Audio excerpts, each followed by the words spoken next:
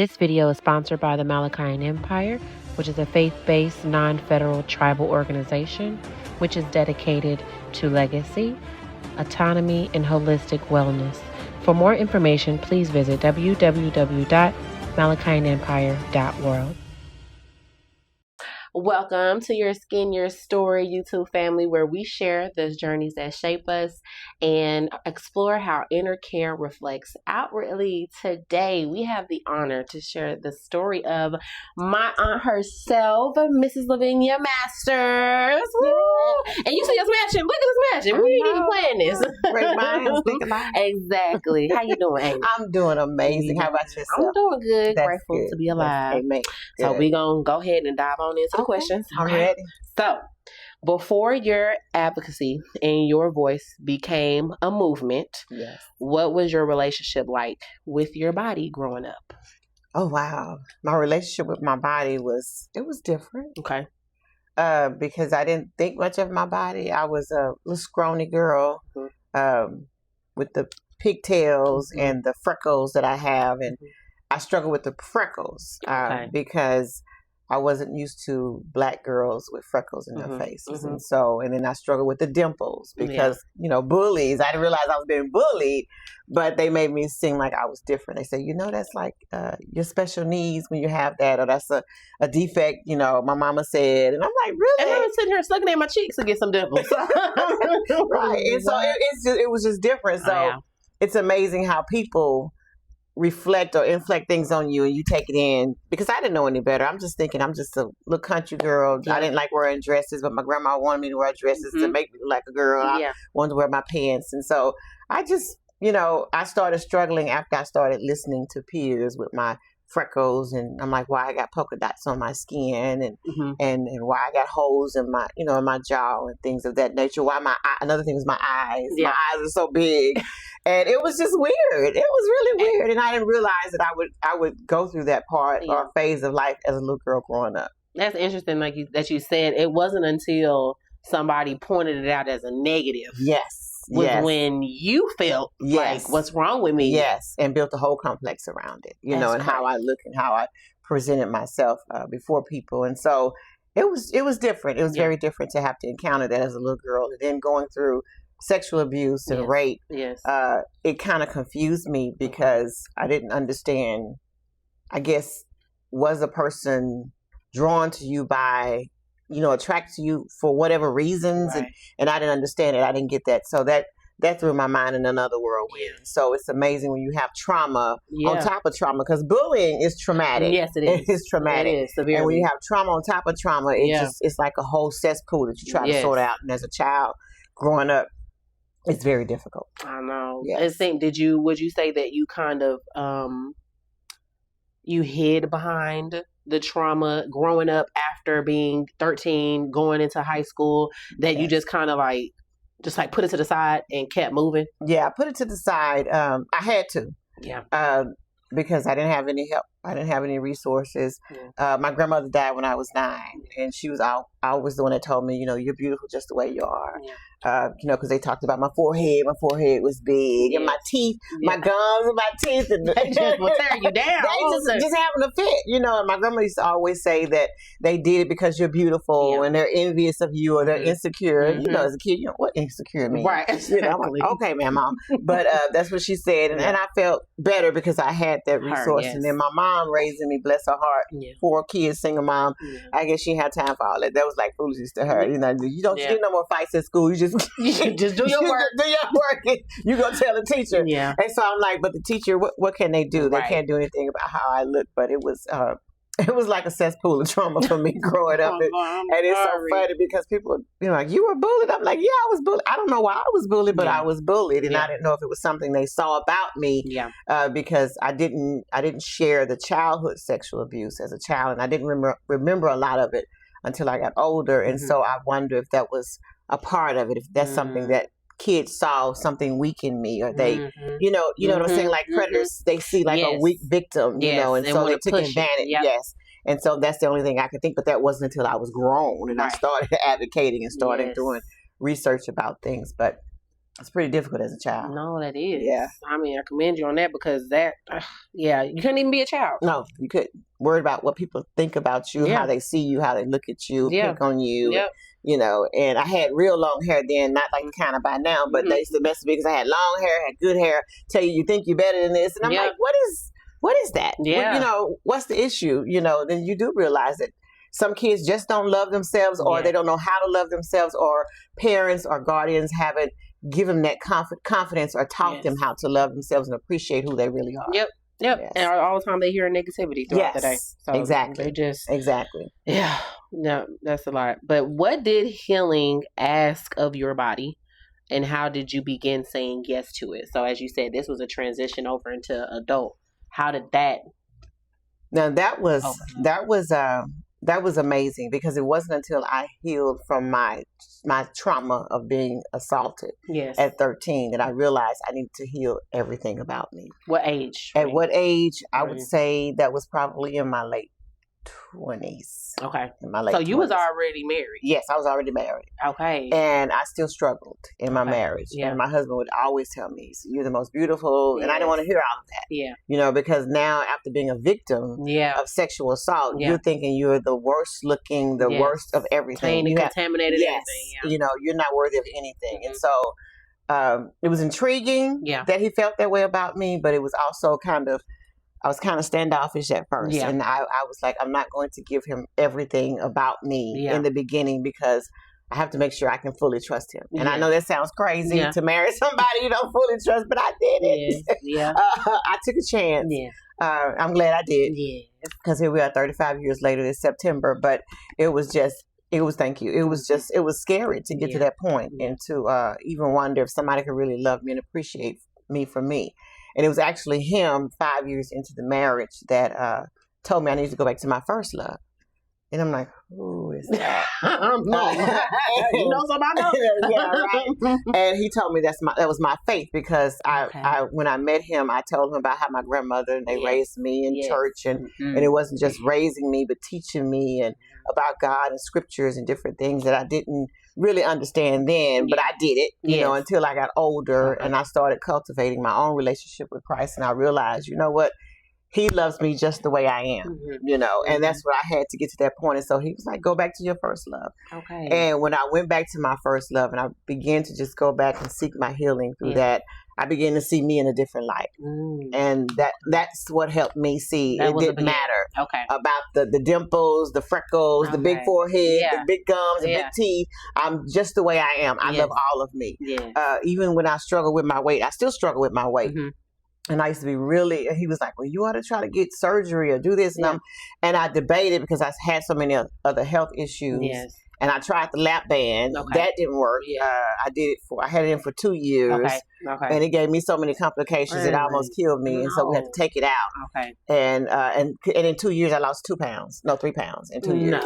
Yes. Because it kept flipping and slipping. And after it almost killed me, we took it out. And I was like, okay, Lord, so is this another chapter in my life I need to deal with my healing is my weight. And so I've learned to appreciate me just the way I am. So if I get big, if I get small, you know, and even if my husband loves it, if he does it, well, I love it. This is me. I'm not going to try to prove myself to anybody else. Just being who I am, because this is the way God created me to be or designed me, obviously. So he saw a reason for that. And so with it, I use it to try to help other people when I tell or share my story with them, the struggles I've had. I don't mind being transparent in that essence, because it really helps some people that really struggle. It does. And they go through a lot mentally. I went through a lot mentally, but when I listen to others share with me, I'm like, wow, I'm glad. You know, you know, and it wasn't that deep for me. I thought it was deep, but some people it's really deep for them. To go through those struggles. So. No, it is. I want to say, I was just telling somebody the other day, I'm like, growing up, you know, we had to learn. We had to sco. Yeah, you had to sco, and you couldn't cry instantly. You could not. I mean, like we built it. I don't know, like it built some like not just resilience. What's the word? But just kind of like the strength within us, like a tough skin, a second layer of skin. Yes, definitely. And I remember my grandmother used to tell me that it doesn't matter what they say about you. It's not true, or don't let it be true, or what have you. But they're going to talk about you. They're going to do this. And I was like, you know what? And you find it to be true even today. Yeah, they're going to say whatever. What they want to say anyway in your old age. I'm like, really? Yes. I'm like, how old are you? What, did you have a troubled childhood, baby? You need some therapy right now. That's how I honestly feel sometimes, but that's how it is. Yes, it is. And social media doesn't help, because you'll read some of the stuff on social media, and then, she has the ugliest baby. Look at the forehead. Look at. I'm like, really? It's crazy. You go to their profile, like, no. Like you said, scorn. Like, don't let me scorn. Because y'all be like, that's Lavinia talking like that. Because I had, like you said, you had to learn to have that tough skin. Yeah. And I had boy cousins and a big brother. Yeah, you had to learn. And that's all they did. And I was telling somebody yesterday at an event, I said, at my grandson's birthday party, as a matter of fact, and I told him, I said, because the little girl, she was eating so much, I said, I'm going to tell you my nickname when I was little. I said, I'm not ashamed to say it now. They used to call me Glutty Fighter. And that was my brother and my cousin. Because I would eat. I was greedy, but I wouldn't gain any weight. And I throw up everywhere. I wanted all the food, and they said, here come Glutty Fighter. Here come Glutty Fighter. And so they would score on me, and my grandma was like, get out of here. Because it was like, this is what y'all do. This is what kids do. And so I'm like, I learned how to go back, you know. But then what you also learn is some people can't take it. No. And then you realize, okay, so you really have issues. We all have issues. We need to work it out. But you have to mature at some point. You have to realize that, that's hurtful and that's mean. But it took a minute, because I'm like, well, they mean to me, just because I said this, I said that. And it's funny, because another short story, when I was grown and I was working at Countrywide, and a young lady, she told me I had got real big, and so I was corporate, wore my suits and stuff, and I came in my different suits, and she always make jokes about me, and she'll say, "Oh, here come Stay Puft Marshmallow Woman," and she'll say, "No, she did." Yes, she did. She said, "Oh, here come Barney." I had a purple suit on one time, and I was just laughing with her, because now I'm like, I'm good. I'm good with this, and so. One day she came in and she said, "Hey, Kool-Aid," because I had a red suit on. And I said, Flavor, you still messing with me? I hope she's watching this. She'll know it was all out of love. And she was tore up from the floor up when I said that. So she went to HR on me. And they called me in the office and was ready to reprimand me. And I was in shock. I'm like, with my mouth, like, what? How many times did you roast me? Every day. It was every single day. But I no longer had that complex, because I was evolving into the person I knew I was designed to be, no matter what, no matter how I looked, no matter what size, no matter anything. Right. And so they told me, she was upset, this and that, and all this, and threatened to suspend me. And I was like, wow. And I said, well, did she tell you what she calls me? And they said, what did she call you? So I just went down the list. And they say, how often does she? I say, almost every day. When I walk in the door, that's how I'm greeted. They was like, Mrs. Masters, we're so sorry. You please go back out and we'll deal with this. And so they reprimanded her. And because she didn't tell her part of the story, but then it made me, later on, I laughed about it. Yeah. But when I thought about it, I said, you know what? There's something really wrong with her, probably. And I didn't realize in the beginning I had to get that space, because I just laughed about it when she did it every day. And I would even tell other folks, tell my husband, I'm Kool-Aid today. Yeah. I'm Barney. I'm like, okay, just have fun. But some people are not in that place, and so that's why we have to be mindful how we talk about people, or how we put our mouths on people, or how it affects them. You don't know to what lengths they'll go, from that trauma, their pain, and what all they've been through. That is very true, because you never know. You never know. Never know. So I try not to do any roasting or scoring on folks anymore. Well, and now you know. I said try. She be roasting. I said try. I keep it in the family. I may expose people, but I keep it to the family. They're like, did you see that over there? Because, baby, she will fire somebody up. Oh, my goodness. Lord. I ain't gonna see. This is the problem. I know everybody like, what should be wiping her eyes all the time, because I cry when I laugh. I know, me too. So, okay, in the Know Your Skin workbook, we ask, what emotion is living loudest in the body right now? So, when you think back to your earlier chapters, what emotions do you feel your body held on to, and what did they teach you? Oh, man. It held on to anger for a long time. and it taught me that anger is dangerous. Yeah. Not only outward, but inward. Yeah. And it'll cause a lot of health challenges, Yes. mental challenges, emotional challenges. You don't even understand it. Yeah. And outward, it will push people away from you. It'll make people see you in a different light. And that's not how you want. It's not how you are. But it's like you're angry at the world because things are not the way you thought they should be. Right. Because sometimes your family, like my grandmother, God rest her soul, she painted a picture, you know, and I did. I looked at the world through rose-colored glasses for a long time. And so I didn't realize that there was so much evil in people's hearts. Yeah. And when I saw that, it's like, I'm mad about it. Yeah. And I wanted to retaliate. I wanted to do something about it. But it took a toll on me. And I had to let that go. I had to release. Now, I'm not going to lie and say that I don't have moments. Yeah, because I don't do foolishness though. Right. Can't partake in that. Some people, they're shocked when they see me go. Yeah, left. Is that Lavinia? Yeah. Okay, now. I told you. I done told y'all now. I'm real transparent when I meet folks. I won't make new friends, you know. I may have acquaintances, business colleagues, but just getting to know me, I'm letting you know. Right. And I don't think they believe me. No. Until they find out. And that's me in a nutshell. But that was something that I really had to learn how to, and I still have my moments. I'm not gonna lie. It's still, but it doesn't dwell within my body. That's like it used to. And so it's like I've allowed it to go into a mental space. And I try to keep her under control. Right. And which was a struggle because I lacked self-control a long time ago in a lot of areas. And so now I'm learning to keep her under control, count, breathe. Right. I think that takes maturity. Yeah, especially with women because we are led with our emotions. Yeah, we are. And women will try you. I know, yes. Okay. This is not a competition, darling. No, I don't even know you. What we compete for. Okay. And so it's, they'll try, like they think they're attracted to your husband. Yeah. I'm like, girl, you can take him. Try. Go ahead. I'll let you have. Go on. Do what you got to do. But I bet you're going to drop him right back off. Because he is rotten. He got me all in his blood. They don't know nothing else. Okay. But have fun, baby. Go have fun. See what you can do. Okay. But that's how some people, especially women, what we do is like in our minds. It's competition. It's like imaginary. And I think it's a generational curse. It is. And so I try to work to break that. Yes. And I think so many women are guarded where they don't believe you when you tell them, I'm not that person. Right. I can, you know, the thing about light is it's going to always outshine darkness. Always. And the more light you have, the brighter it is. So your light is not going to dim me at all. We're going to shine great. That's it. If we allow our lights to be shown and not hid, it's going to be a beautiful thing. That's what you don't understand. Right. Because I'm not coming with dark. I'm coming with light. Light and light, we're going to be greater. Yeah. That's the part you're missing. Yeah. You know, I can't dim. I cannot. It's not a cliche. I cannot dim your light. No. If anything, I'll make it brighter for you. That's it.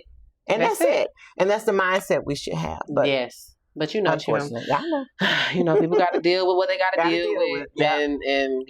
And heal. That's healing. And that's important. It's so important. Yeah. And you know, the thing, it's funny you said that because that's something I'm working on now, is I don't even think that many women understand, and I'm not going to get into men, but women understand how much healing they need. You know, it's like I begin to understand. I didn't even realize I was a victim. Yeah.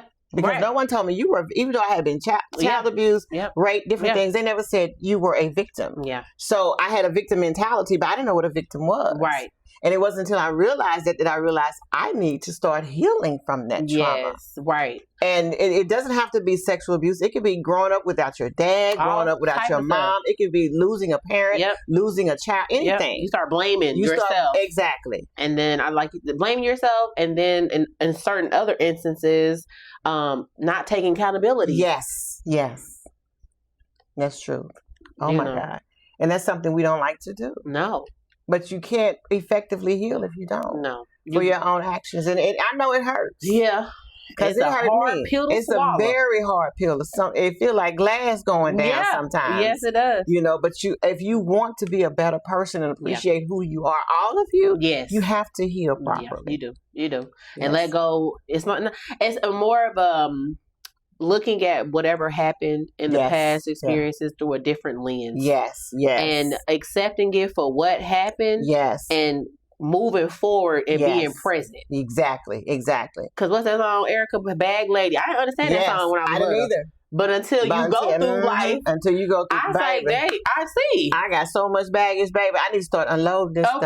And throwing it in the trash. Literally. Because it's no longer a part of me. I'm carrying school clothes from elementary. I'm 40. Right. Can't even wear the socks no more. Neon socks. And girl, where you get them from? What? I forgot I had them. But I'm wearing them with pride. Didn't even realize it. Yeah. And that's something we have to face as women. We do.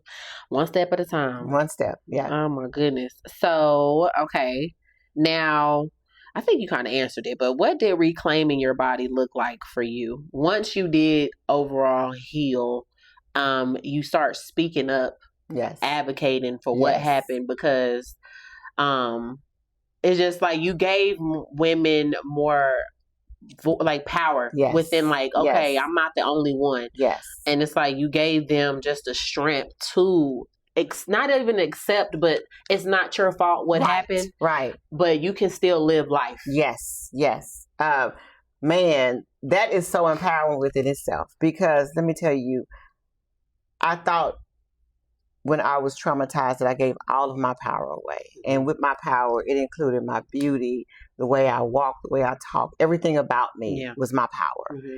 And once I reclaimed that, that's why you see me everywhere with myself in that. I don't care how my hair look. I don't care how my face look. I can just get out the big bags under my eyes. I'm like, because I love this chick. Yes. I slept on her for a long time. Yes. And I love her just the way she is. And I'm going to show up, and this is how I am. I get up someone, I'm like, this is how I wake up, y'all. Cheese. I'm like, you won't wake up to this? I don't care. I wake up to her, and I appreciate her, and I love her. Yes. And it just changed my whole mindset. Yes. And I go through my weight fluctuations up and down. And I'm telling you, if there's something you don't like about yourself, change it. That's it. If not, accept it.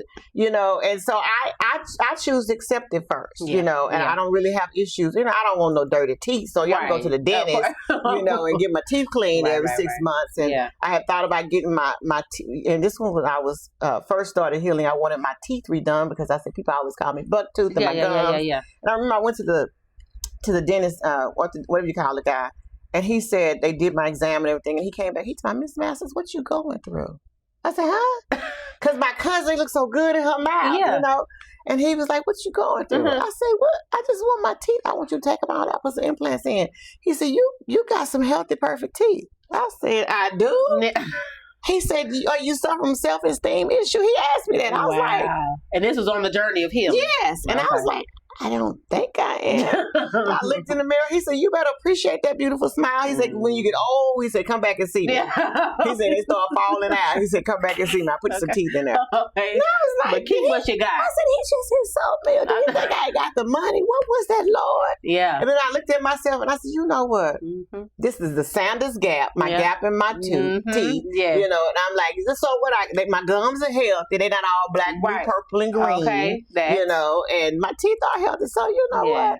I'm gonna go ahead and appreciate. So I cheese smile all the time, honey. Yes, beautiful smile. And thank you. And I don't hold anything back. But it takes time to really, because you have avoided yourself for so long. You've cast yourself away in that darkness, and going back and reclaiming yourself and finding out who you really are. Just look at who you are.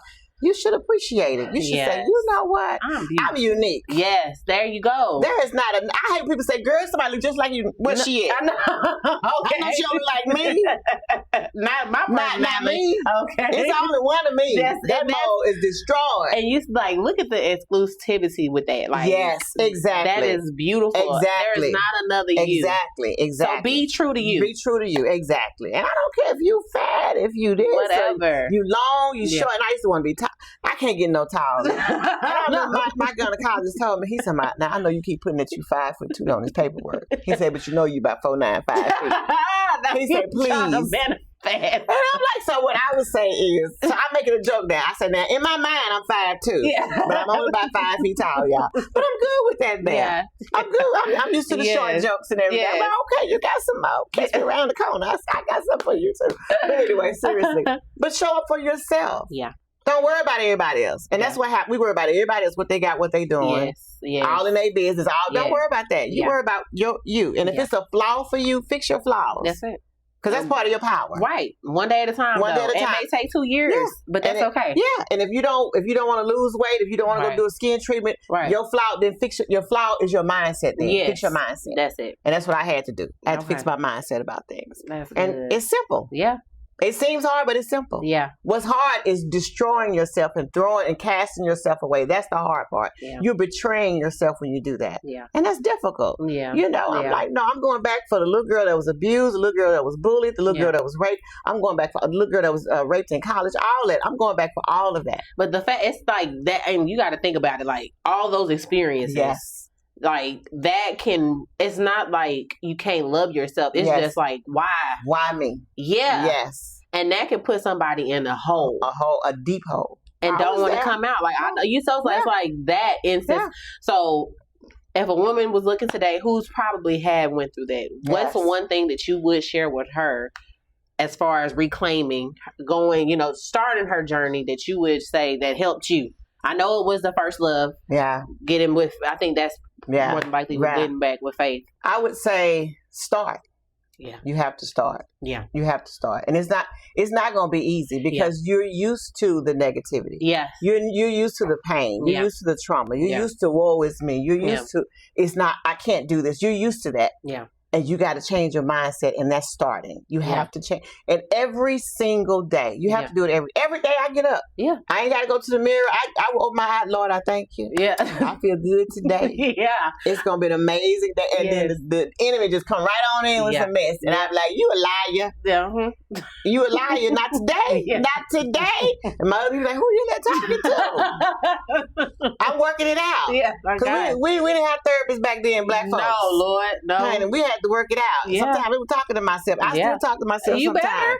I love that we got Bluetooth on the car because I be driving, I be working it out. I know people think I'm on the phone, but I be talking to myself. Jesus. Then I got tinted windows because I can cry sometimes too while I'm talking.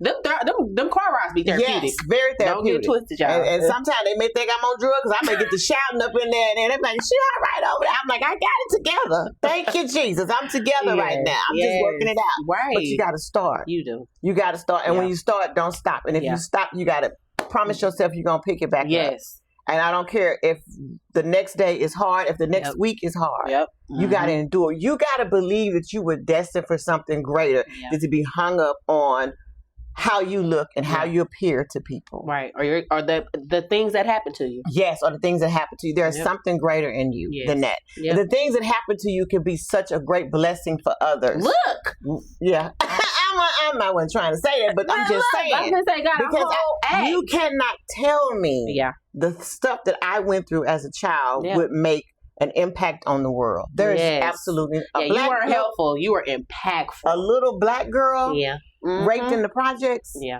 Gonna change laws. Yes. Travel to different countries. What's the act called? Tell the me. The Lavinia Masters Act. Yes. No, that's right. The Lavinia Masters Act. Look at that. Traveling across countries, speaking for victims, steady speaking for laws, going before Congress. I mean, just doing all kinds. You couldn't have told me. That's amazing. I didn't know I even had the courage to do those type of things. I didn't even know I had the know-how to do it. Yeah. But I'm telling you, you have to trust in what God has given you, and that's you. And you started, though. And you started. I love that. You have to. That's it. Just get started. Just get started. Change your mindset. Believe in you. If you can't believe in nobody else, you got to believe in you. Yeah. You got to believe in you. Yep. And when people tell me, even if my husband sometimes don't believe I can do something, if I know that you can, that I can, and I'm feeling I'm called to do this, I'm going to do it. That's it. And then he'll come back and he'll be like, you know what, if you're going to do it, I'm saying to myself, I already made my mind. Okay. I just wasn't finna hug. Okay. We're just going to pray about it. That's it. Give so it to good God worked on your heart. I'm glad he did. So it won't be no fight tomorrow. Okay. I just keep it real. That's it. That's all you can do. That's all you can do. Hey. Oh my goodness. Okay. So what became part of your daily rhythm in the way you dressed, moved, or touched your skin that reflected your healing? Or when you transitioned, as opposed to probably like, I don't want to say you probably looked depressed, but you were disconnected.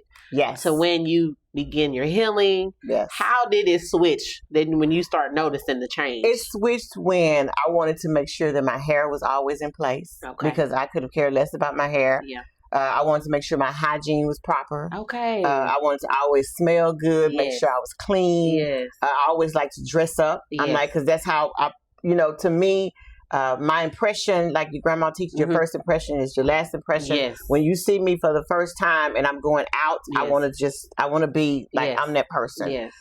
People are saying, girl, you dress like but this is me. That's it. This is how I am. Yep. I like to be, if anything, that was a classy lady. Yes. The best. You want to be your best. Yeah, that walked in the door. Yes. And it's so funny, a young lady, a Caucasian lady I met a couple of weeks ago, we went, she's in this crisis center, and she's one of the workers there. And so we went out, I had to speak.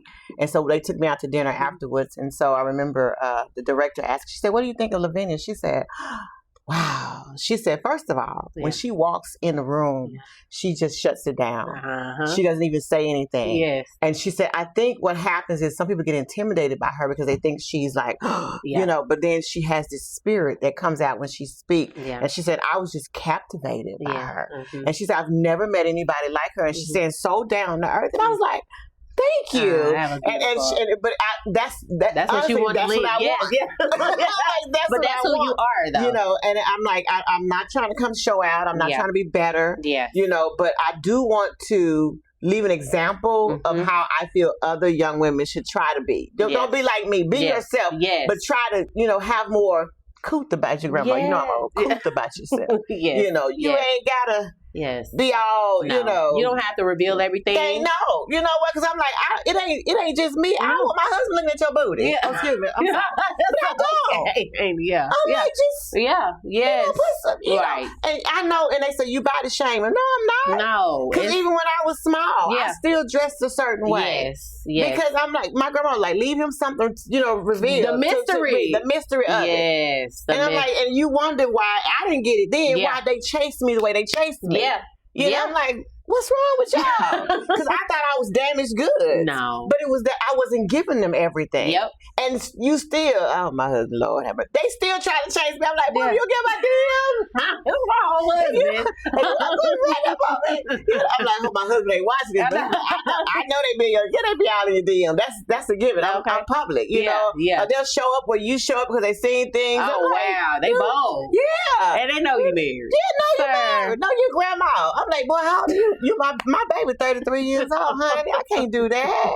Okay. But it's that mystery. And they'll tell you, they say, I don't know what it is about you, Miss Lavinia. I don't know what it is. Yeah. I'm like, I don't know what it is either. But you better move around or you get some trouble around here. But it's just that's what you want other young women to see. Yes. It's like, be yourself. Yes. But because I think what a lot of women are doing, they're trying to emulate the public. Yeah. A lot of stuff you see on social media is fake. It's 100% fake. It's fake. And I think that's what they want to be, the Instagram girl. They want to be the groupie. I got time for that. No. And that's your money. That's your I don't want your stuff. I want my own stuff. Yes. I want to work for what I want. Right. Because when I say this ain't gonna work, I'm out. Yes. I got my stuff. You know. But it's just being genuine, being authentic. Yes, being you. I love being authentic. And I think in this time period that we're in with AI, mind you, the chat GPTs and all, it's very helpful and assistful. But it's like, I feel like it's even more people who are thirsty. Yes. Seeking out authenticity. Dehydrated. Yes. They are dehydrated. They are dehydrated of it. And it's like, it's almost like your imperfections are what they gravitate to. Yes. The fact that you stumble on a couple of words, okay, she got a soul. It's like I'm not trying to give off like I don't have a blemish on my arm. I got stretch marks on my side. I'm just who I am. That's who I am, So I used AI at one point in the beginning when they told me about it because I had some old photos for headshots. They were like, we need headshots for this Lavinia. I started watching them headshots. Girl, I had 6 fingers on one. Okay. And then one of them had gave me like a mark on my eye, like somebody had slapped me. No. And then I looked, I said, what is this AI doing to me? So I said, you know what? I'm just going to go on page, my cheap self, and get me some photos done because AI is messing me up. It's doing too much. No. You know, so I'm like, it's all superficial. It is. And when we get caught up like that, we lose focus on everything. We lose sight of what's real. What's real. And I want you to know the real me. Yeah. I remember one time we met up to eat because she wanted me to come speak at her event and she wanted to meet me in person. And when she saw me, she goes, and I was like, what? She said, oh my God, you're captivating in real life. Oh my. And I was like, thank you. I'm taking it right. She said, no. She said, I'm just mean. She said, your picture, she said, you look better in person. She said, I'm just shocked. I'm like, well, okay, that's a compliment. Yeah. And she was like, wow. She said, Lavinia, I'm blown away. I said, you do it too much now. I know. Don't talk about my picture now. Let me go back and look at my pictures. But it's just, I want to be my authentic self. Yes. I don't want you to think you're dealing with one person, right? And you get another, and then you get another, right? Yes. And how I look, how I talk, how I am, you know. And even when you talking, because I used to worry about, I got to be around these folks. I got to be all this and that. I'm from Texas, Waco, Texas. Okay, I'm a country girl from the South. From the South that moved to the hood. Okay. Ain't no way. No, can't do it. So I know some people look at me like, what she said? You want me to write it down for you? That's what I can do. But other than that, just be yourself. Love you. I promise you, if you take time out loving yourself, then worry about what everybody else is doing, what the world is doing, you're going to be a different person. Oh my God. It's amazing. It's amazing. It really is. Because this chick right here, baby, I go buy some clothes. And another thing I wouldn't do, I wouldn't wear like one-piece outfits because I used to wear those back in the day when I was small. Okay, the jumpsuits. The jumpsuits. Okay. Baby, I've been all up in Ross and Marshalls and I put them on. I'm like, girl, can I buy this guy? I'm going to wear my one-piece. And they're like, it's so cute on you a little bit. I remember one time I had parents tell me, you going to wear that? I'm like, yes, I got it on, don't I? He's like, oh, okay. I'm like, what you trying to say? Let me anyway. You married. I keep your kids every day when I have my daycare. So I'm like, you gonna wear that? Yeah, I got it on, don't I? But but you can't worry about the negative. No, you can't. Because the people gonna have something to say anyway. Good or bad. Good or bad. Anyway, and most likely you're gonna hear the bad before you hear all the good. Oh yeah. For sure. And you don't realize the good until you're almost in a position that I'm in. Because I didn't realize so many people saw me or favored me for the work that I do as an advocate. I didn't know that. Yes. I just did the work. Yep. I'm used to being behind the scenes. Yeah. Because that's what we do. We put ourselves behind the scenes. We don't want to be seen. Because we're not confident in who we are. Yep. And so that was a mentality that I had to change. Because now it's like, I'm here. Hello. Hi. I mean, I don't try to be all bragging, but I'm like, I don't have a problem with it. Right. Now. I can still work behind the scenes, but I'm like, I know my work. Right. I know I'm valuable. Yes. I know God created one of me. There would never be. Another. It could be imitators. It could be haters, but there'll never be another one. This is it. I ain't got to try to prove nothing to nobody. I ain't got to say that was my idea first. That's how I act. I ain't got to do all that because you'll know when you meet me. That's it. This me. You know the difference. I know the difference. That's it. I love it. I love authenticity. Yes, I do too. Yes. It's just a fragrance. Yes, it is. It has its weight in gold. I promise you it does. I love people don't understand that. And I love authentic people. I can sit down and talk with you all day. I'll just be smiling looking at them. I'm like, you are really yourself. Yeah. I love it. And people get that all the time. I went to a golf tournament one time and they was like, Dr. Lavinia, you're so fun. Yeah. I'm like, what's supposed to be boring or something? What is that? Yeah. I said, we didn't expect this. What you thought was going to sit in the golf course all day just looking at it? Hey, how y'all doing? No. I'm going to be me. First of all, it's hot out here. Okay. I don't like the heat. That's why I'm sitting on the golf course, but I'm going to have fun while y'all doing y'all thing. Okay. And that's how you should be. Yes. Just be who you are. Appreciate who you are. Yes. I can't wear little skinny jeans like everybody. I can't do all this. I got my in the sun. My freckles really show up. Yes. But that's who you are. Yes, it. God gave those to me. They're mine. And that's beautiful. Yes. They are beautiful. I thank you. I love it. I love it too. So when you began sharing your story publicly, when the first time, right, did anything shift and how you felt being seen? Ooh. And your posture, your presence. Now, I know you said like you overcame it in your skin, but like when I first started sharing this, like your skin, what it did, like did you get? Wow, it was scary, really, because I thought that everybody saw this hideous person that was not worthy to be loved, and I used to say I thought the word rape was tattooed across my forehead. Really? Yes. When you came out? When I first came out. I was like, because I didn't want to, I was healing, but I didn't want to share it. Okay. That part. Okay. Because I thought that was the most damning part of me, if I can say that. Okay. And that was the nastiest part of me. I thought I had rape tattooed across my forehead. So it was very scary to share that part of me when I began to share. I didn't realize how much was tied to that. Yes. And it was funny because my mom, God rest her soul, was the one that made me share it. Well, she didn't make me share it. What she did, she was doing a women's prayer breakfast. Okay. And she was the host, and she wanted me to come and speak. I'll never forget, it was called "In Everything Give Thanks" out of Philippians. Okay. So I began to write my paper, and as I'm writing, I'm going through my healing. My case has been solved in 2006, and I'm like, I'm doing good. So I said, okay, I'm gonna write this paper. I'm gonna go speak, because I always like speaking. We learn how to speak young. Yes. And as I'm writing my paper, the introduction was about my sexual assault. And I said, wait a minute, Lord, what you doing? I can't do this. Yeah. So I'm like, I'm not doing it. I'm not doing it. So I called Mama. I said, Mama, because I used to love to write poetry. I said, I'm going to do a poem at your prayer breakfast. She said, no, you're not. You're going to speak. Okay. She do realize I'm grown and married now, right? Okay. I got off the phone with her. So I told my husband, he said, you better do what she say do. I'll do what I want to do. So I tried to write the paper again. Okay. The sexual assault, the spirit was like, you're going to put this in here. And I said, no, I'm not. So I called my mom. I said, Mom, I'm going to sing a solo on your program. I called, you going to do what I told you to do. So holler at me on the phone. I'm not disrespectful to her. I was never disrespectful to my mom in that essence. I know you like, but I'm grown. Got a whole husband and baby at the house. She tell me what I'm going to do. Okay, Mama. Yeah. I'm gonna see if I can make you don't show up. See what's gonna happen. What's she gonna do? No, they gonna get. Why she threatening me? You gonna get that switch? She died like me threatening me. Even when I was little, she threatened me.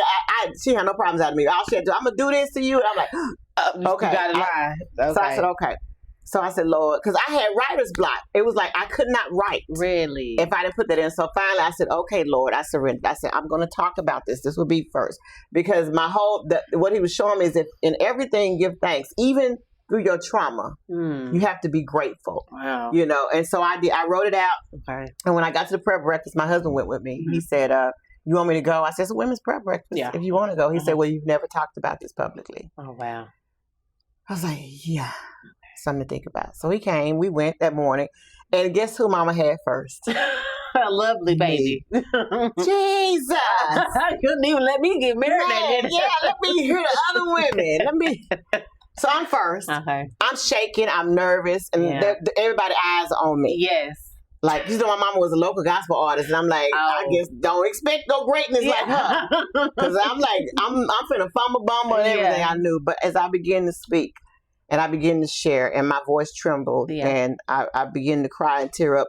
But I felt like a strength come over me, like an empowering in all of this. And as I felt that come over me, and I felt more empowered, I got stronger in my speech. I got stronger in what I was saying to the women. And once I finished, I felt like my work had just really begun over me. And I knew something major had happened once I finished speaking. I didn't know what it was. I didn't know the magnitude of it. I just knew something had happened. I was scared at first. I was trembling, but as I continued to speak, it's like I got stronger, and I felt like I was being lifted up, you know, behind the podium. And as I sat down, my mom she said that was my baby. She said, this happened to my baby. And she began to share her story. With her. Of what happened to her of sexual assault and domestic violence. And my eyes got big. I heard about one of the sexual assaults. She went into detail about more. And there was 4 other women. Each woman that stood up after to shared their story. And none of them had any intention of sharing that. Wow. Wow. They weren't even a speaker. They were speakers. Oh, they were, but they weren't. It was like a 5-women prayer breakfast in that subject matter, in everything, give thanks. Okay. But they were not intending to share about their abuse. Wow. That had happened to them. You sparked the flame. And they all cried. And it's like, thank God for you, young lady. And when I heard that, I was like, wow, this is my power. Being true to all of me. Yes. Being transparent, letting people know everything about me that kept me down, that I thought was nasty, that I thought was trash, that I thought was unworthy to be loved.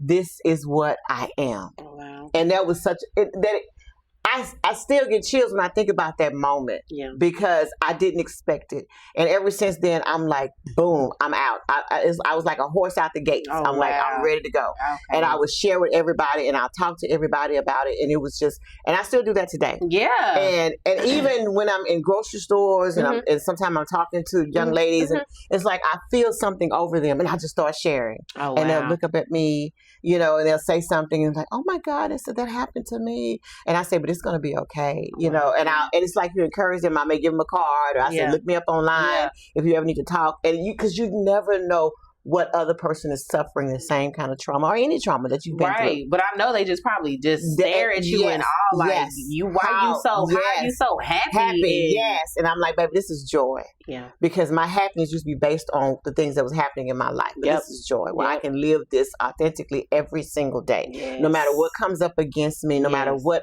I'm faced with, what challenges, I still get triggered sometimes with certain things. But because of that joy I know that I have in identifying who I really am and knowing who I am and where I stand in my faith, I'm good. I'll be okay. Sometimes you have to cry. That's a form of release because we hold in so much sometimes and we don't even realize how much burdens we think we can bear on our own. Yes. Sometimes I just have to cry. Sometimes I got to scream. I got to yell. I got to go outside and take my shoes off, stand in the grass, do some grounding or whatever. But I gotta be me. I got to get back to me. And that's if nobody learns anything else today, always come back to you. That's it. Go back, rescue you. Stop worrying about rescuing. I can't rescue anybody else if I can't save me. That's the biggest. People like, I just want to help the world. I just want to help. But I get it, but if you can't do it, you got to do it for you. You got to do it for you. I'm no good. When I'm sick, I go off the grid sometimes. Oh, you have to. I tell people no because I'm not gonna be half dying, half walking, trying to help you, baby. I can't help, and I'm sorry you mad at me right now. But I really need to survive right now. Yes. I'm in a lot of pain right now, physically. Yes. Was it 20? I had that surgery, 2023. I'm in a wheelchair. Oh, yeah, no, you can't do that for nobody. It was like, I'm laying up in your mama's bed taking care of me while my husband's on the road. Yep. And your baby's in there bothering me, talking about, let's play. I'm like, if y'all don't get up out of here. I can't even play with y'all. Right now. Pay attention. They just did me bad while I was down. I said, y'all wait till I get better. You up, ain't it? And you see you breathing. But my point of it all was, you have to take care of yourself. Yes. And I know you want to save the world. I know you want to do it all. Yeah. And I try to sometimes, but when I've learned the power in no. Yes. Woo. Oh, I love that word now. Oh my good. It takes you some years though, ain't it? A long time. Like, why I gotta be almost in my 30s? Yeah. Learning to say no. Now I say absolutely not. I sure will. They were looking like, did she have to go there? Yes, I did, because you didn't hit me the first 5 times. Okay. I told you no already. And they were trying to reword it. Yes. And then finally it's like, absolutely not. I can't do that. Oh, wow. Okay. But I can refer you to somebody. Right. Because I'm like, because it's enough of everybody to go around. Yes. And I can't do it all by myself. No, you cannot. And I'm not selfish, and I don't think I'm all that. Yes. I'm not everybody's superwoman. I don't mind sharing, giving names. I don't have an issue with that. Yes. I believe in supporting and boosting other folks. To get to their destination, helping them. I don't have an issue with that. Nope. But I will absolutely not you. When I say absolutely not, that means don't ask me nobody. Okay. Don't ask me. Because I'm gonna walk straight away from you. Like you just talking to yourself. Okay. Because you don't understand. The next thing is gonna come out of my mouth ain't gonna be too nice. I flunked Spanish in school, so all I speak is English, and I know what no means. I think it's the same in Spanish. They'll know. Okay. They know. Okay. So yeah. But take care of yourself first. You have to. You have. See, I said I was gonna be in here crying all day. Just keep wiping my eyes, Lord. Because she had me cracking up. Okay, so what does beauty mean to you now, as a woman who's reclaimed her truth, her peace, and her glow? Beauty is like one of my favorite songs when Prince said, love is too weak to define. Beauty is too weak to define. Yes, it is. Of who I am when I see what beauty is. Yeah. It's more than my skin, my face, my voice, my walk, my talk.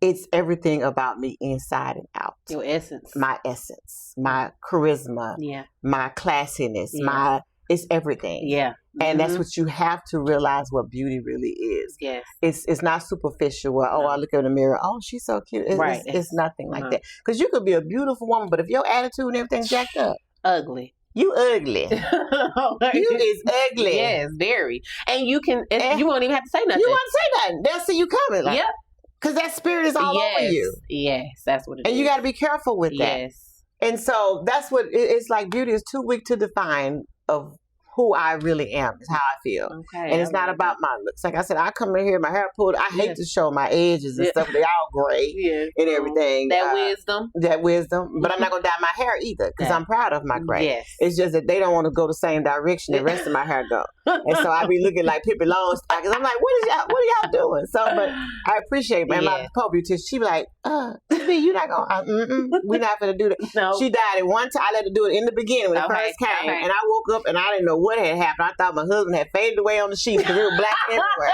I said, what is going on? I said, you know what that means? I don't have to do this. Yes. And the only reason why I tried it was I throw my husband under the bus. He listened to his friend. He started doing just for me on his beard. I said, you look like Groucho Marx. Now, how you gonna put that black beard, mustache on like that? Yeah. And all this gray in your hair. I said, who does that? I said, and I'm talking about him, and I'm like, go ahead and do my. And I'm like, no, this ain't gonna work. This ain't working for me. But eventually he stopped. He said, you know what, you right. Yeah. I'm gonna quit all this. He said, this don't make no sense at all. I said, we got black stuff everywhere, all over his house, trying to bleach it out and everything because we want to be something that we're not. No. We're in this season. This is who we are. And I think that too, like, we are very, we changed with the season. Yes. And you still have to grow and love yourself. And love yourself no matter what happens. Yep. And it's a time for everything. Yes, but some of that stuff is foolishness. It is. It's not something we should, focus on. I know, and like you say, it's different seasons. Some people want to try things and experiment. Right. But you should realize that's not for you. Right. That's not you. You can't be. No. I've seen women, light-skinned women wear blonde hair, and I used to go, I look with blonde hair. Yeah. Then I thought, I'm like, and then I got my hair lightened one time. Yeah. And then she overlaid. You had the highlights, right? She had the highlights, and it ended up blending all the way blonde. I'm like, girl, I don't. You be really glad this cost $500 because I gotta wear this for a while. Yeah, you taking this out. She said, you don't like. I said, I don't want to be all the way blonde this. I said, blend it too much. Yeah. I'm like, what was I even thinking to think I was? But you tried it. I tried it, and that's the beauty too. Yeah, that is. You can experience. Yeah, but if you know, don't. My point was, don't try to be like everybody else. Right. Be who you are. Right. And if you were happy, which I was not happy with that. Okay. Then go back. Keep it if you happy. But if you happy and you're genuinely happy, inside, I'm comfortable with this, and stay that way. Yes. Because that's your choice. But if you're not, you're just trying to be something or see how this is going to work or what can I do next, don't do that. Beauty is not searching for yourself through others or how others see you. Yes. Because that's what a lot of people do. We search for our beauty by what others see or how they look. Yep. Oh, her eyes are like this, or do my makeup like her nose. No. I take my little, what we call my nose? Talking about you ain't got no nose, you ain't got no ears, whatever. Yes, you do. I can hear and I can smell. That's all I need to worry about. But if you're not happy, do what you please. Right. But think about the consequences after that. If it's not perfection, because a lot of times you're seeking perfection. None of us are perfect. That's physical, mental, emotional. None of us. Right. But you can see how people who be botched faces and botched bodies. The BBLs and all this and that. I ain't never had nobody's butt. Yeah. But Hey, it is what it is. You got a whole husband for 35 years. And then he loves it. He sees it, so we cool with that. He says one back there. I'm like, all right, you say so. You know, I'm like, I know I got hips, but that's what my family got. I said, but the butt part, they just skipped me on that one. So, but he said he saw one, so okay, we're gonna do it. That's how we're gonna do it. That's it. Hey, be happy with who you are. That's all. And it's not a cliche. It's really not a cliche. Yeah. Really be happy with who you are. And have joy within that person, that individual, and appreciate just the flaws that you have or your things you think are not right. This is what I used to do. Just look at it. Just stare at it every day. Yeah. Like, so what's wrong with those freckles? Right. Right. And then when I started ignoring them and realized they were not a problem, I got more compliments. People started complimenting on my freckles. Ain't that funny? That's weird. Ain't it funny? It's like, oh, I love your freckles. I'm like, oh, thank you. Yes. You know, people get they get them tatted on their face. No, I didn't know that. Yes. There's people who get freckles tatted on their faces, and you were born with it. Wow! Right? People go get their tissue cut out to get dimples. Yes. Seriously? Yes. They go get the little puncture. Yes. To get dimples, and you were born with it. So like that's like once I start looking at certain things, even our skin, people go get tan. Yeah. And we was roasted as kids. Yeah. I want to be lighter, bleach themselves and everything. And I'm like, baby, I was born yellow like a chicken. What you talking about? I ain't didn't know. You see? Yeah. So it's like it's like you said, it's going to be a positive or a negative to anything how you are, as long as you embracing and loving yourself. Who you are. That's it. That's all that matters. That's all that matters. That's it. Now, what do you wish more women knew about the connection? Well, I guess so. Between their self-worth and the skin that they live in. I think we've been talking about that this whole time. Yes. So, okay, one of the final prompts in the workbook asks, if you could write a letter to your skin, what would it say? Now, what would yours say now in this season that you're in? Oh, man. Girl, I love them freckles. Yeah. I love that skin color. It's amazing on you. It wouldn't look better on anybody else but you. You're set apart, you're different, you're unique, and that's how much God thought of you to give you all of these gifts. They're gifts to me. Yes. To me, they're a part of my gift. I'm a gift. Yes. I'm precious. Yes. I'm like, when we realize you're the prize. Yes. Because I'm like, I'm the prize. That's it. I'm the prize. How will this go? I don't want to go the wrong way, but it's like, you know how they say.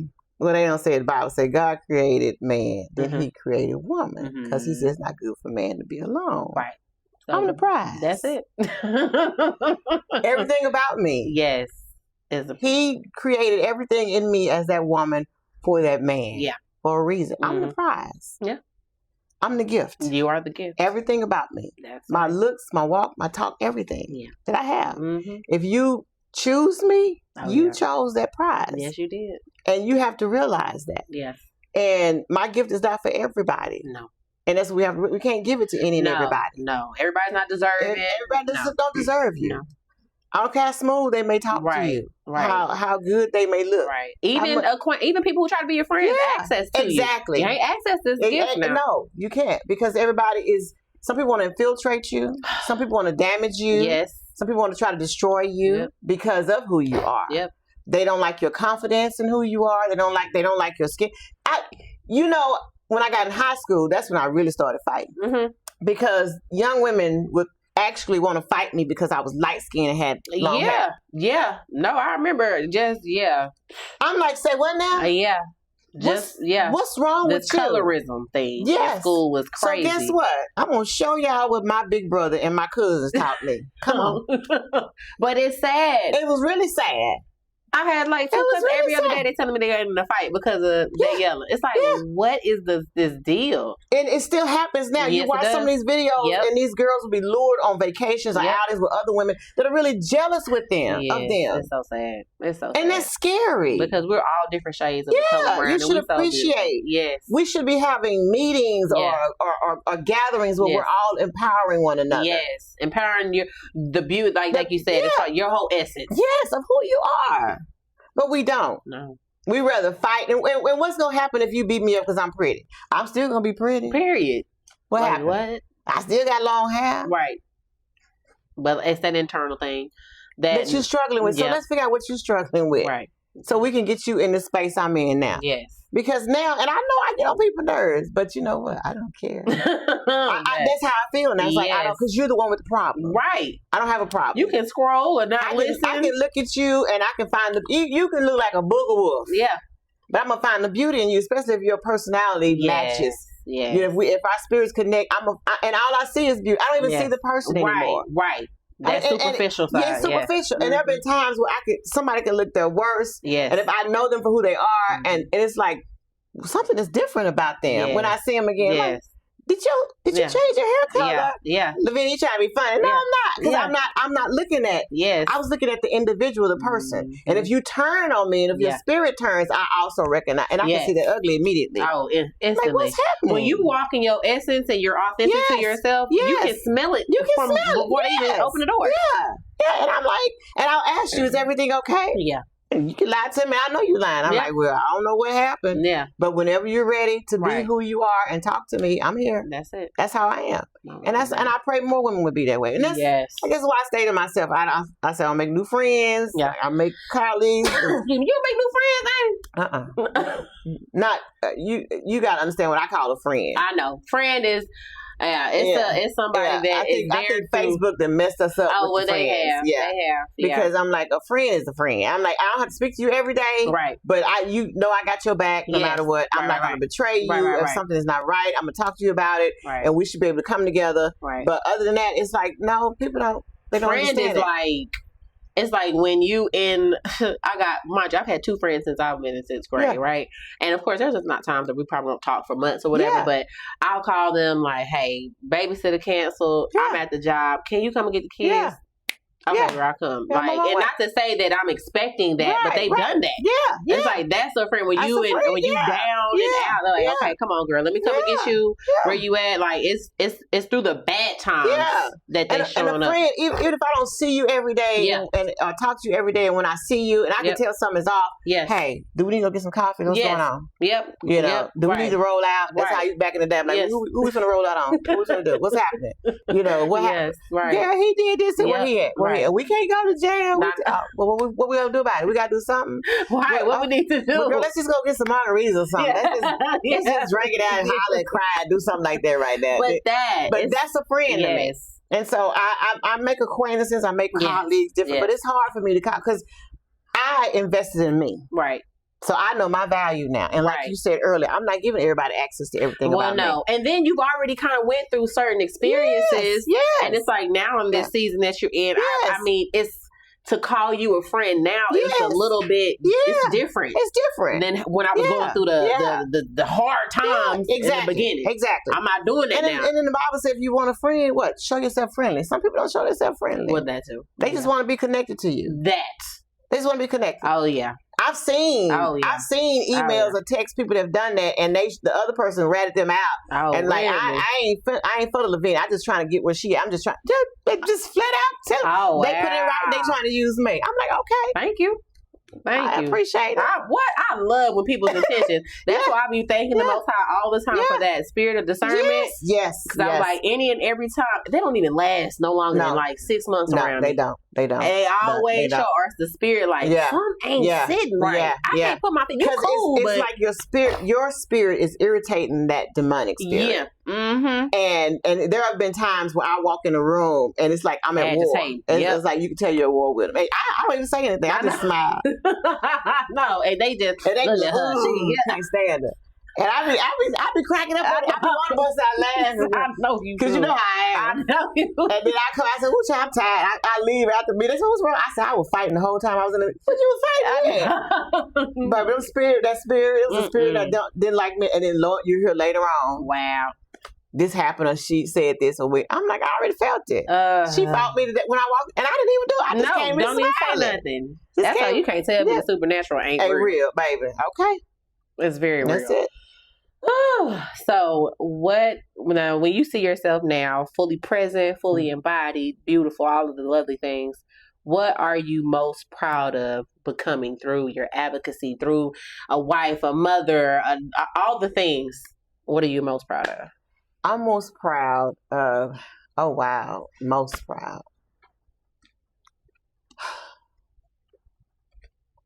I'm proud of a lot of things because I didn't used to know how to be proud of myself. Even when you were with the advocate, were you proud even like sharing your story? And I didn't understand how to be proud of myself. Oh, wow. Okay. I didn't understand how to be proud of myself because I think I almost felt obligated in my healing processes. But then once I guess I would say the Texas Women Hall of Fame, when I got inducted into that. Okay. That was a proud moment for me. Yes. Because with that, when I think about it, that means the conversation of sexual violence and rape will continue even when I'm not here. Yes. And I'm on a platform where first ladies and astronauts and people that we look up as big to be in history. Yes. And God placed me in that space. Come on. So, round of applause for Annie, okay? Hall of Famer in the building. So I'm like, because as back in the day, and even still, but it was worse back in the day, and even before my time, it was even worse, where we didn't talk about those things that happened to us as far as sexual abuse and rape. And even in our culture, Black folks was like, you don't talk about those, especially if it happened in the home or family. Keep it in the house. Keep it in the house. So now it's like I'm breaking a generational curse for my people. Yes. We're going to talk about this. So when you walk into that Hall of Fame and you see that Black girl on the wall and you say, why is she posted up here with presidents' wives and first ladies and mayors and all this and that? Because she's a advocate for victims of sexual violence and a survivor. Yes. That says something. That is the power of God right there. That is the power of him saying that you were destined for something greater. Yes. No matter what you thought of yourself, no matter how you saw yourself, no matter how you felt about who you were, I had something greater for you, but you had to trust in, not only trust me, but trust in you. Yes. And that's where a lot of people fail. They don't trust in themselves. No, I can't do this. I'm not capable of doing this. Yep. Just trust me and see what happened. And that's what I started. So I just started stepping out. Yeah. You know, it's like when you say blind faith, I didn't know what I was doing. It's almost like you took the step off the cliff. And that's why I tell people, just start. Yeah. Just start. You'll never know where. You never know. Yeah. And if you don't know where to start, ask somebody who you may see or you may feel that they can help lead you or guide you. Yeah. You know, just start. But you got to start. And that's what I did. And then God just started opening doors. It's I know you didn't see that Hall of Fame. I didn't see that. Woo. I didn't see it at all. I didn't see that at all. I was like, what was the call like when you first got the news? I thought it was a joke. Really? Yeah. I was like, okay. Really? Then I got the email from the governor's mansion. I was like, this is real? And I said, me? Yeah. I said, but do y'all know what I did? I said, why am I being inducted to the Texas Women Hall of Fame? Yeah. Because of your advocacy, your work, the Lavinia Masters Act. I'm like, for real? You were still in disbelief. I was. After the act. And it wasn't until I got there that night. Yeah. And I was sitting there in the room, and you got the governor's wife, you got all these people that did great things, and still, because it was like 5 or 6 of us installed at the same time. Okay. And I'm listening to the story. And Opal Lee, I got installed with Opal Lee, Miss Juneteenth. Yes. And I'm sitting there talking to her, and I'm like, and I'm saying to myself, like, I don't think I'm supposed to be here. Ain't that crazy? This is the wrong event. No. They got the wrong Lavinia Masters. I hope and when I saw my picture go up there, I said, that's me. Oh, wow. I was still in shock. I know. Even there. I was still in shock. And then when they called me on the stage, I was like, Ricky Lee, you got to come with me. You got to come with me and stand with me. Because I could not believe. I'm like, oh my. And I've always loved history. Yes. Growing, that was my favorite subject. Yes. And I'm like, I am a part of history. Yes, you are. You made an impact. I'm a part of history, Black history, U.S. history. Yes. Worldwide history. Texas history. I'm in Texas history. And we had to learn Texas history going to school. Yeah. We had I'm like, wow. Yes. Hey, that's like you said, while you learn. And that's because I stayed true to me. That's it. It wasn't really the cause. Nope. It was me. Yep. Because I knew that, and I kept saying, Lord, I know you got something. That was like my mantra every day when I started healing. I know you got something greater for me. Yeah. And that's why I say that to people. God has something greater. You got to believe there's something greater for you than this. Yeah. Because right now you feel like it's dark. You feel like you're in a cesspool. You feel like there's no hope for tomorrow. Yes. But you got to, in your mind, say there's something greater for me. Yep. There's something, and you got to walk and start and show up. That's it. And that's what happened. And I'm still here. And I'm going to show up every single day until God calls me home. but I know that history has been made, and there will be others that come behind me, and they will know my mindset, and they realize they can change their mindset, they can show up, and they can do the exact same thing, whether it's something monumental as a law or as Texas Women Hall of Fame or the World Hall of Fame or whatever, or if it's something monumental as realizing they're healing who they are and doing things that they never thought they could do in their lifetime after trauma. Wow. That is beautiful. I mean, wow. Like, I'm shocked that after the act, you was still like, no, me? Yes. So that just shows you, like, the levels. Yes. Because even with the act, it took about 3 years for that to sink in that I had a law named after me. What? And it wasn't until another advocate reached out and he said, so Lavinia, how does it feel to have a law named after you? I said, I don't know. He said, you don't know? He said, what's wrong with you? I said, I don't, what? I said, I ain't getting no money or nothing like that. So, you know. And then he said, Lavinia, he said, but all the work you've done. Yeah. But that was that, like, I felt like I had to do it. Okay. So, like, why should I be rewarded for it? You know, and that's how I felt. And I'm like, that part, I had to change my mindset too. And you'll be amazed at how, when you're coming out of a cesspool or when you're like in a barbed wire and it's, you get out of this entanglement and you find yourself entangling yourself in something else. Yeah. And you realize, I got to get completely out of this. Yes. I got to get complete. I can't stay and just untangle here and think I'm fine because this part will get tangled back up. I got to get out of it completely. Yes. And that's what I had to realize. I got to come completely all the way out of it. And celebrate every step. Celebrate, yes. Even how small it is, I got to celebrate it, yes. Yes. Because life is a celebration. It is. We're here today. And you don't know the impact you're making on people. Yes. You have no idea the impact you make on somebody when they're listening to you, just watching you. Yes. I get emails, I get stuff in the mail. Oh, I know you do. And I'm like, why makes your you voice. And it's like, you've done, and because of you, this happened, because of you. Wow. You know, I found this out because, I'm like, thank you. God bless you. And I'm like, so you just do it. Because you never know. You never know those seeds that I think I posted this morning on Facebook. Mm-hmm. Be careful of the seeds that you plant because they grow. They will what's the word? They will take root and they'll grow. Yes, regardless. And so be mindful around young folks because they're watching you. Oh, they sure are. They're watching you and see how you react, how you respond, how you carry yourself. Are you superficial? Or they see you acting one way in public, but in private at home with them, be like, girl, I can't stand that so such. Like, hey, God bless you, hallelujah, praise the Lord in public. You know, and then being trifling behind. And you're teaching them how to lie, how to manipulate, and everything else. And you've already learned that yourself as a victim because when you train me not to speak about things, or when you hold those things, you know, in it, and then so I got to manipulate how I think, how I treat people. You know, then you're lying. It turns into a monster, a beast. Yes. Now you got to unravel all of that, all over, you know, from the beginning. So you got to be mindful of that. You got to be mindful. It's a lot. We can write a not more than a book. We can an encyclopedia. Series. Multiple on that because it's a lot to it. It is, and it takes some years. It takes time. And it's not going to happen overnight. No, it's not. Yeah, because you're going to have your moments where you feel like, I'm tired. Yeah, I'm exhausted. I want to do this, you know. And that's okay. Yeah. But you got to, like you said, I tell people your journey of getting back to self and who you are is it's a thin line between love and hate. When Martin was hanging on the side of the horse. But I mean, he was holding on.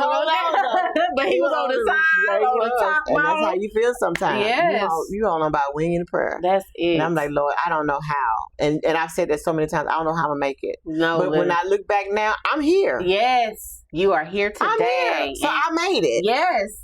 And we all have scars. Yes, we do. You know? Yes, we do. But they're my invisible scars. Yes. And they're not ugly to the world. Nope, they're not. So, you know, hey, and then some scars I don't care about you seeing. Yeah. Because I need those reminders of what I've been through and how good God has been to me and what he's brought me through. Yeah. And you know what? You're just a scar. Yep. Because this is me. Yep. And you don't make or break me. That's the beauty of it all. I love that. Yeah. That's so empowering. That is so. So, okay, well, I think you said that, but wrapping up, for the women listening who still doesn't feel safe or whole in her body, what's one loving step she can take to begin coming home to herself? You said start. Let's start. Is a loving step, but they just like, okay, well, how I'm gonna start? I'm gonna, you know how some people just be like, what? You start where the ugliness is. Okay. Whatever you feel is ugly.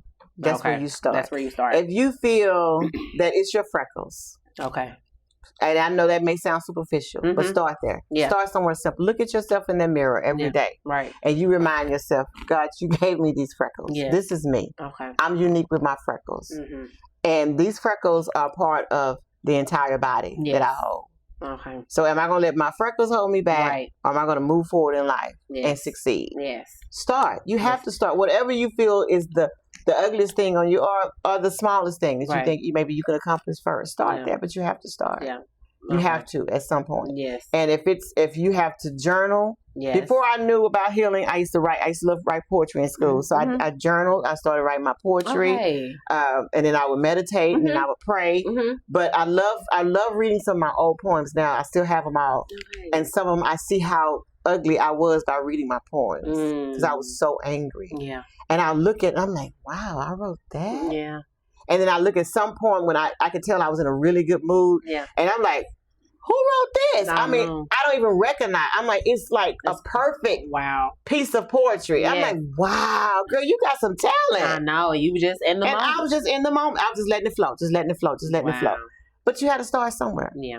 You have to start, and you got to find your vice. If it's going out doing exercises, if it's walking, if it's standing on your head, you know, whatever it is. If it's something you do in secret you like to do, you know, that's weird. Right. Do it. Right. You know, and just if you got to dance in front of the mirror with your underwear on, you struggle with your body. It's like now, it's like when I'm at home, you know, my grandbaby, he'd be on the other side. But in my room, I walk around with my underwear and my bra on because I'm like, I got scars everywhere. I've had so many surgeries, and I'm disproportionate, but I'm like, girl, you're sexy. Yes. You're all sexy. Yes. You know, I don't need no man or nobody to validate me. Yes. Not God validated me at birth. That part. And so I'm good with that. Yes. So I'm good. I'm good. And I'm not just saying that. No. So I'm like, you can call me fat, you can call me this, whatever. Don't fight me. And it's funny. When first got married, 35 years, everybody fight. And when Ricky mad, he called me with your fat self. Because he knew I had issues with that. Yes. Ain't it crazy how they be trying to pick it up? Because that's what they do. Yeah. And I was doing too. I was your black self. That's right. Because he had complaints about his darkness. And I didn't like dark people back then. Dark men. I'm like, I want Carmel a light skin like me. And so I'm like, oh, you black. But it's like, but when you realize that don't matter anymore, you can call me fat. Oh, okay. Yeah. He's like, oh, you ain't phased? Right. I'm good. This is me. Yeah, I know. I love it. Like when you can get to that type of place within yourself. Yes, I'm good with that. So you got to get to that space. You got to. And understand you are great. You are destined for something greater than what you think you're at now. Yes, you are. Yes. Yes, you are. Yes. So where can people find you, Adi? If they trying to follow you? They can find, y'all know I done fell in love with social media. Yes.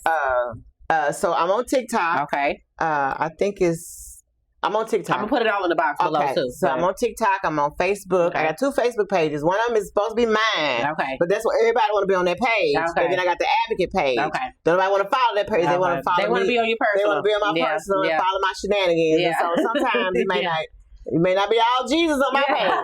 I may do some scoring on my page because I got some old classmates, some high school classmates, and they be like, "You remember back in the day?" And I'm like, "You want to do this now? You want to do that?" And so people be all involved in that. So I'm like, "Y'all don't. We have a history, y'all." Mm-hmm. And then I'm on Instagram because young folks told me I need an Instagram page because I'm old. So, so I try to stay. I got it now where it feeds to Instagram. Okay, but it feeds off my page. I'm not do it on my advocate page. Okay, and so and then LaviniaMasters.com is my website. Okay. And if you want to book me, just go to LaviniaMasters.com and email, to my website. Email. Yeah, and it'll give you the thing to send me an email. Okay. Well, I just want to say thank you, Annie, for taking the time out to come and share your story. You're an amazing woman. I'm so proud to be a niece and just to even watch you grow and glow. Yes. You too, darling. But it's just amazing to have powerful women to look up to. Just show up. That's all. For who you are. And if you need me, reach out to me. Okay. I am empowered to hear other survivors or others that have struggled. Mm-hmm. They come out of things and they're empowered. It empowers me. That's my fuel. Yes. From doing this work. And it makes me want to continue the work because I see people are being helped from it. So that's the beauty of it. Yes. Thank you again. I love you to life. And yours at home. I said yours at home. My YouTube family. YouTube family, thank you. Thank you for tuning in. I hope you take the time to just start. Yes, whatever that may be, whatever. Just start. Just put that one big toe in front of the other. Yes, and go. But until next time, we'll see you later, family. Bye-bye. Company. So I have a stationery company, y'all. It's called Manifest Your Purpose, and it's rooted in Black culture. And it came from the absence that I had of that growing up. So I grew up in a huge family, as you know. Yes. I have the biggest family in America. I always say that, maybe the world. Yes. And it was a lot of love, a lot of pride, but I also grew up in a predominantly white town. Yeah. So I was very used to being the only in so many categories growing up. Yeah. And when it came to like the things that I saw, objects, I've always loved stationery. Like I always loved writing things down.